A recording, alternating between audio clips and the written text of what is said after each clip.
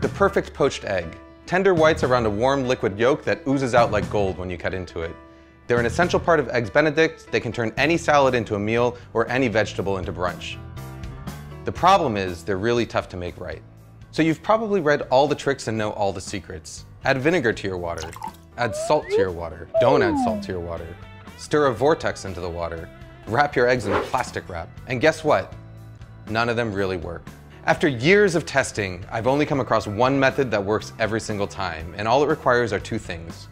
The first is a really fresh egg. Fresh eggs have tighter whites and yolks that help them retain their shape better as they cook. There are two ways to tell how fresh an egg is.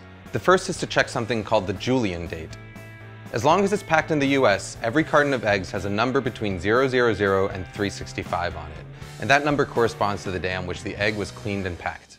So a number of 000 would mean January 1st, 003 would mean January 4th, and so on. All you really need to know is that the higher the number, the fresher the egg.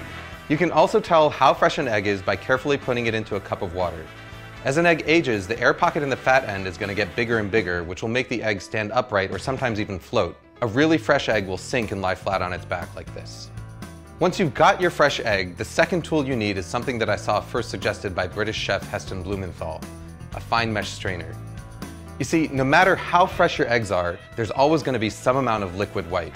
It's this excess white that causes misshapen eggs. You know, those really ugly ones with the wispy white floaters that completely ruin your brunch. To get rid of them, we're going to transfer our eggs to a fine mesh strainer and gently swirl it around until all the excess white is drained away. What you're left with is a nice, tight egg. Even better is that the strainer is actually the ideal tool for lowering the egg into the water. What I've got here is a pot of water at 180 degrees Fahrenheit, which is just about the temperature that the water is quivering but not quite simmering yet. All I'm going to do is gently lower the strainer with the egg into the water, move it back and forth a little bit to make sure the egg isn't stuck, and then carefully roll the egg out. Just like a kid, it's these early formative stages of a poached egg's life that are going to determine how it turns out in the end.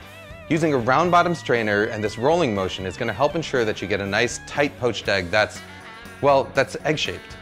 If you want to cook multiple eggs, just make sure that you have them cracked into separate dishes and ready to go. Once they're in the water, your only job is to keep them moving around, flipping them from time to time with a slotted spoon so that they cook evenly. After about 3.5 to 4 minutes, this is what you've got.